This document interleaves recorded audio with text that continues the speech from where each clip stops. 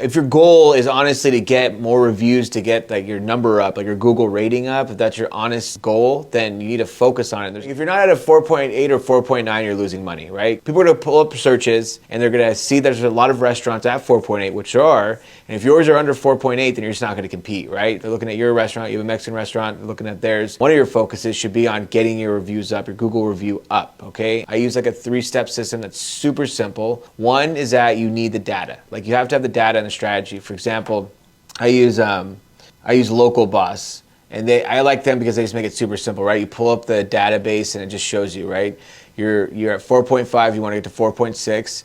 You're 89% of the way there, and you need 15 more 5-star reviews. Boom, it doesn't get more simple than that. I mean, there's like a lot more data here, but that's one of the things I like about it to focus on. So I would go into my restaurant that night if I was the owner and say, we're getting 15 reviews tonight. We're gonna do it. We're gonna make it happen. Boom, you're up just like that. Now, there's a second part of this, and that's that you have to give the guests the best experience possible. Because why are you asking for a 5-star review or expecting a 5-star review if you're not giving them the best experience possible? And how are you supposed to give them the best experience possible if your staff isn't trained? Make sure they're systematically executing these things every night, and make sure your leadership's behind it. And then the third step, the final step, is of course at the end of the meal, they're asking for the review, okay? They have to ask for the review. And there's a sexy way to do this, and I recommend any restaurant do it. I've worked at fine dining restaurants that do it because this whole myth that it's cheap or it's cheesy or whatever is gone. We're on the online age. These things matter now, and people are aware of it. There's no secret behind it. We have to stay competitive, so you need to ask. And if you're giving the guest a great experience, a great, amazing product,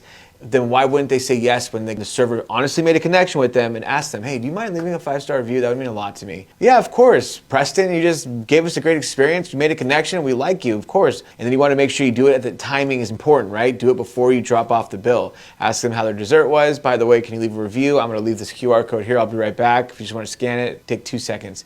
By the time you come back, most of the time, they'll have the review on their phone and showing you because they're excited to give back. If you follow those 3 steps, I guarantee you're gonna get your reviews up. I mean, I'm talking in a week. Watch it go. But you have to have the data and you have to have the systems and the strategy.